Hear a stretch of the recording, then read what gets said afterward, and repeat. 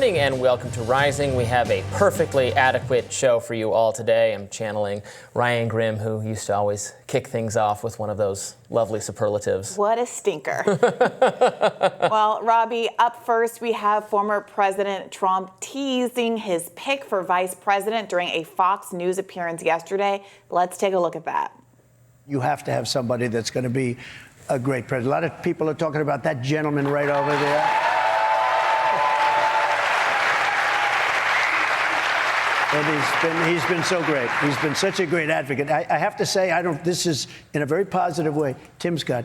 He has been much better for me than he was for himself. I watched his campaign, and he doesn't like talking about himself, but boy, does he talk about Trump. And I said, I called him. I said, Tim, you're better for me than you were for yourself. But he's fantastic, and he's a fantastic person. Someone who can step into the role. Most importantly, you have to view that. Now, new Quinnipiac polling yesterday finds Trump trailing 4 points behind President Biden in a general election matchup.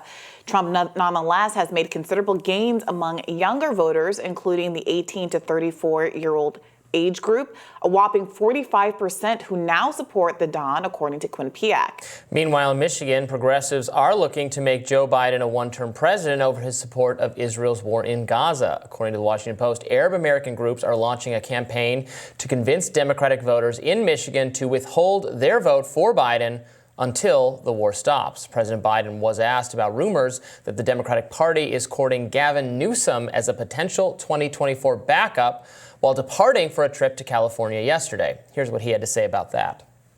Mr. President, good afternoon, sir. Going to California, is this about coming up with a plan B for 2024? Does Gavin need to stand by? Are you ready? Yes, sir. Well, I'm looking at you. We're looking at you. Hey, whoa. What I came to tell you was, I told you we'd be announcing sanctions on Russia. So, first of all, we should correct something a little bit. It's not, I understand the New York Times and corporate media are very eager to frame the abandon Biden or withholding from Biden movements as trying to make him lose to Trump, because that's literally the only argument that they have. Nothing affirmative, really, in terms of why people should vote for Joe Biden. But the reality is, even those efforts are pretty meager insofar as they're only targeted toward the primary. They're only trying to demonstrate to Biden that now he has an opportunity to demonstrate to voters who do vote, who did knock doors for him, who did support him back in 2020, that they can and will do so again, but only if he stops doing what has been described by the ICJ as a plausible genocide in Israel, in Gaza. And it honestly shouldn't be that big of an ask. But now we're seeing the foaming at the mouth, incensed liberal media framing this as, oh my gosh, you want to vote for Trump again, even though these are the very same people that worked so hard for his campaign last time around, simply because there are some folks in that community in particular who have lost 80 members of their family because of American bombs that Joe Biden not only sent over there, but rushed over there to embrace right-wing leader Netanyahu before he dropped them. And so they're simply saying, do you have an obligation to recognize the American citizens that you want to vote for you are being hurt viscerally by your behaviors overseas? And can you please just say a ceasefire after 4 months of relentless bombing that has killed 30,000 Palestinians? Can you just entertain a ceasefire in exchange for my vote? And you see how the so-called left media in the United States of America responds to even that. Yeah, I mean, Biden continues to object supposedly to what Netanyahu's doing, but not exercise any power, not threaten funding to withhold it, not to, even though I think at the same time, I think the UK is considering now, I read some reporting about withdrawing support if Israel continues along the same path they're going down, but not certainly not the United States, who just this week vetoed again another ceasefire resolution before the UN. And of course, Democrats are very single focused on getting this foreign aid package passed, which again is 3 times or so more than the already $3.8 billion we send Israel every year, more country than any other place, more money than any other country in the world. Yeah, I think we're going to return to Israel as a subject a little bit later in the show. What did you make of Trump there calling out Tim Scott from the stands? I've said for a while that I think Tim Scott is probably the most likely VP pick at this point.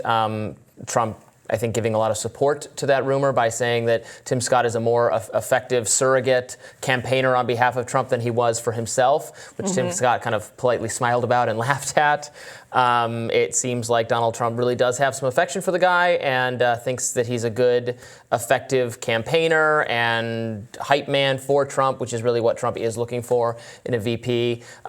He's also spoken favorably about Tulsi Gabbard recently, about Kristi Noem, Ron DeSantis. So in that interview with Laura Ingraham, she mentioned a bunch of names: Ron DeSantis, Kristi Noem, Tim Scott. There might have been one or other two names, I think, in the mix, and Trump affirmed that they were all on his list. Even DeSantis, who, until recently they had a very combative relationship.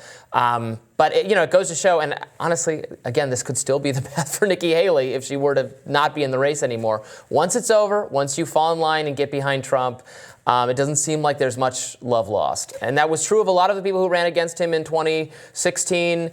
Ted Cruz, Rand Paul, so many of the, however many people there were, have become, perfectly on good terms with Trump and defend him in cable news and in other appearances, et cetera. No love lost. Well, as implausible as it seems that Ron DeSantis would stand alongside Donald Trump as his VP after the meatball run of it all, and that's just the tip of the iceberg, it does seem from his recent comments that he might perceive himself as still being in the running. He recently, I think just this past Wednesday, kind of went out of his way to decline to give any support for any of the other names that have been floating around, and went so far as to say, tacitly criticize the Trump camp for, quote, leaning more on identity politics. He said, I think that's a mistake. So all the names that you mentioned were either women, people of color, or both. Ron DeSantis seems to be saying identity politics are bad, whether or not he believes that or whether or not he just thinks that he wants to make the case for himself as a white male. It's up to the viewers to decide. It's like Google Gemini generated the short list. We asked it for VP candidates, and look what it spit out. We're going to talk about that a little bit later in the show as well. What about the Gavin Newsom of it all, coming in to save Democrats from themselves? But of course, from your perspective, I doubt that Gavin Newsom would have I don't really know, but would have a Israel policy or a foreign policy that is substantially different from Biden. Seems unlikely to me. No, but the Israel, look, there are people who, Democrats are broadly suffering on that front politically, as they deserve to be, in my humble opinion. But that's hardly Biden's only issue. Biden is really suffering from the fact that 70-80% of Democrats think he's too old to run. Yeah. And once you start going down the rabbit hole on one of these issues that you're concerned about, it opens the floodgates to all the rest. And I do think that's what's happening with Biden right now. Like the dams have fallen, and any and all criticism are rushing over the wall. Gavin Newsom, unlike Biden, is energetic, is spirited, is youthful, is a good debater. He doesn't have any of the failings that have caused Ezra Klein to argue that while Joe Biden might be a good president, he does not have the capacity to run for president. And that's the issue with the replacement right now. Now, there's a great clip on The View that I really wish I could show you guys from yesterday where they debated this exact issue. And most of the panel was really having a meltdown on Sunny Hostin's suggestion that they could replace Biden and perhaps should replace Biden.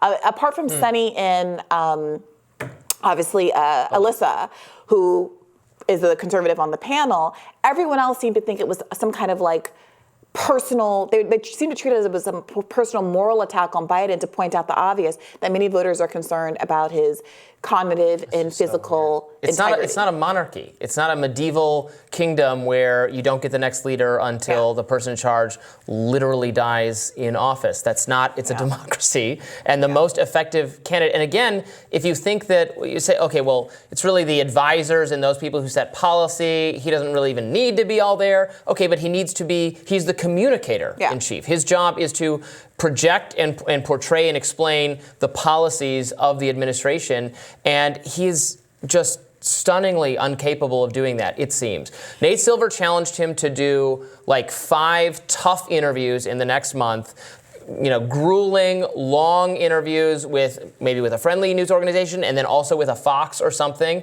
to show, and if he does okay and disproves the idea that he's not all there having a bad job communicating, then stick with it. It's not going to happen. Of course, we know he happen. wouldn't succeed at that, and he won't agree to do it. We don't need more proof. We already know that what Obama had done 400 odd interviews at this point in the cycle. Biden's done like 80. Trump had done 300 odd interviews.